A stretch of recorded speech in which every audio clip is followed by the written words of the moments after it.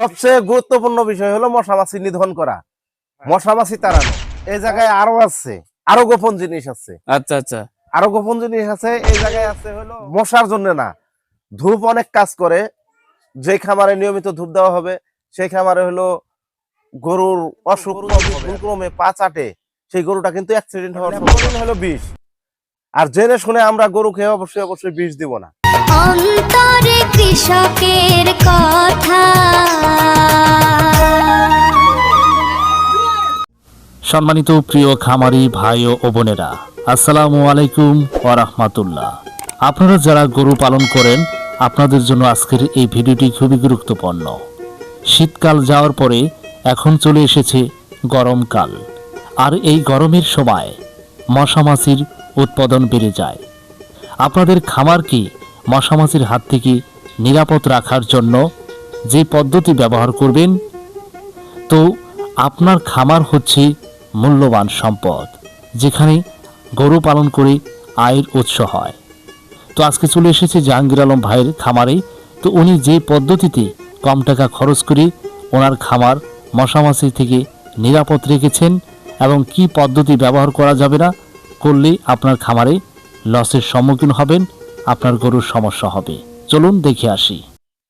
আসলে আমাদের খামারিদের বড় ধরনের একটা সমস্যা, সেটা হলো মশা আর মাছি প্রচুর পরিমাণ আসে গরুর ঘরে। তাই এই মশা মাছি কিন্তু এককভাবে আসলে হালকা পাতলা ক্ষতি করে না, অনেক বড় ধরনের ক্ষতি করে। যদি কোনো গরুর কোনো ক্রমে ভাইরাস জনিত রোগ হয়, লালা পড়ে, একটা থেকে আরেকটাই মনে করেন যে চলে যায় মশা মাছি, এক চারি থেকে আরেক চারি, এক গরুর খাবার থেকে আরেক গরুর খাবারে, এভাবে কিন্তু একটি গরু থেকে অনেক গরু আক্রান্ত হতে পারে। তাই আমাদের সবচেয়ে মানে গরু পালনের ক্ষেত্রে সবচেয়ে সবচেয়ে গুরুত্বপূর্ণ বিষয় হলো মশামাছি নিধন করা, মশামাছি তাড়ানো। তাই আজকে আপনাদের মাঝে এই মশামাছি কিভাবে তাড়াবেন আপনারা সেই ভিডিও নিয়ে চলে আসলাম। এখন আমি মশামাছি তাড়াইছি, এই যে দেখুন এখানে এখানে আপনার কি পদ্ধতি ব্যবহার করছেন? যেমন ওইখানে ওই বাড়িতে কি কি দিচ্ছেন প্রথমে? এটা হলো ধূপ আর হলো আপনার ঘষি পদ্ধতি। ঘষি? হ্যাঁ, ঘষি পদ্ধতি। ঘষি দিলে কি দীর্ঘ দীর্ঘ সময় কি ওই ধোঁয়াটা থাকবে? না, ঘষির আবার কাজ আছে।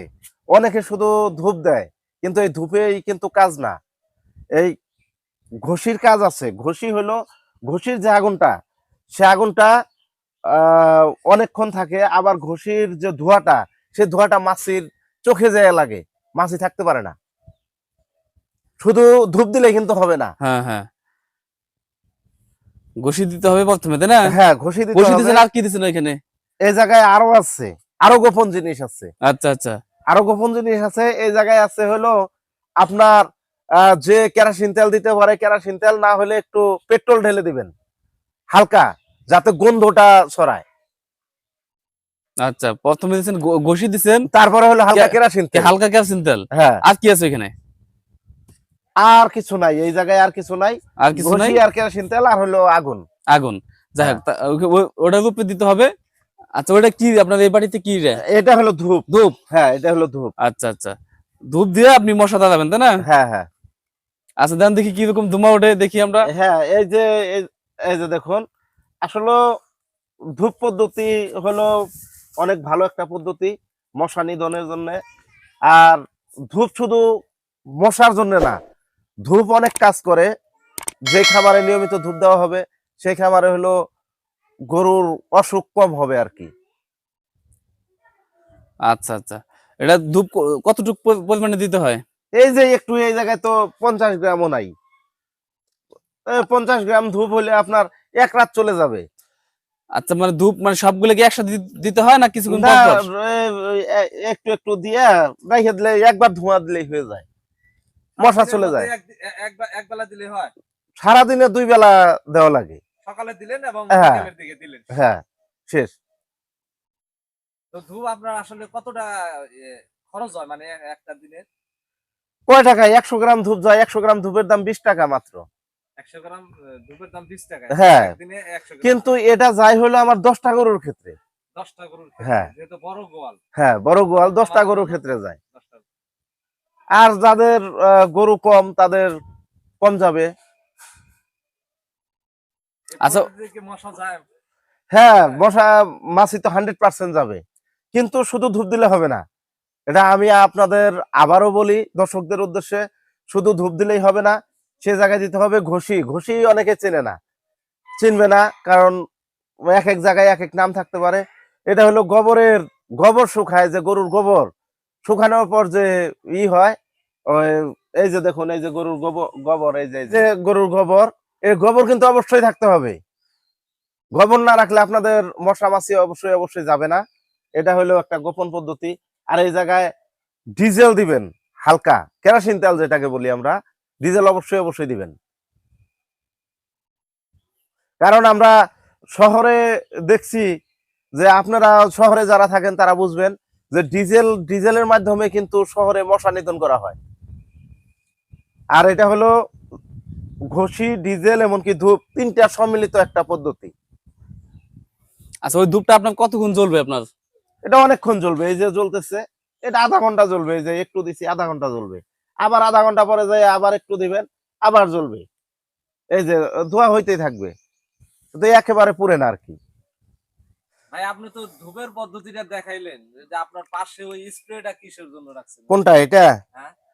হ্যাঁ, যাদের এলাকায় ধূপ নাই, যাদের এলাকায় ধূপ নাই, এই যে ঘষি, এটা ঝামেলা মনে করতে পারে অনেকেই, হ্যাঁ। যে দেখা গেছে আগুন ধরানো একটা ঝামেলা, তারপর ঘষি কোথায় পাবো, তারপর ধূপ কোথায় পাবো। তাদের জন্য আরো সহজ একটা পদ্ধতি আছে। সে পদ্ধতিটা হলো ল্যাপটনিন। সব এলাকায় পাওয়া যায় ল্যাপটনিন। সেই ল্যাপটনিন ফাঁকি করবেন আপনারা।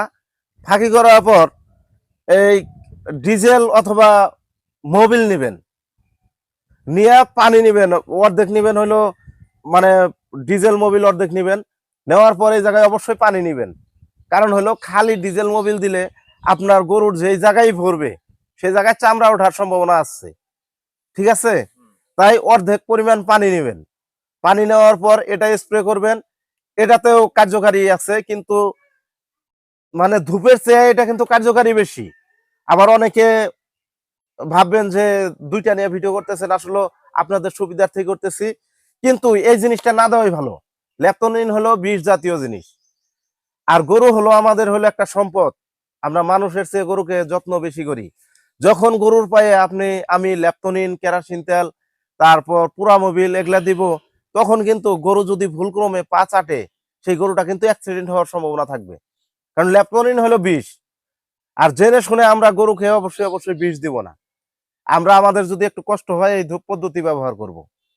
ধূপটা শুধু একদিকে উপকার হয় না, অন্য হ্যাঁ, গরুর অসুখ বিসুখ কম হবে, অসুখ হবেই না, অসুখ হবে না।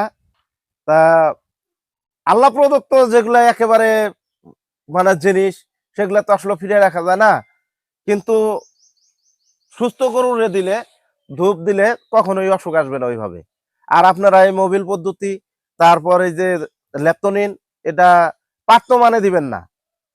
অনেকে ভাবেন যে না, আমি ল্যাপটনিন কিনে নিয়ে মোবিল দিয়ে দিলাম, যে সাময়িকভাবে ভালো নেন, আপনার একটা মশা মাছিও আসবে না। কিন্তু যে জিনিস যত ভালো, সেই জিনিসের তত পার্শ্ব প্রতিক্রিয়া আছে।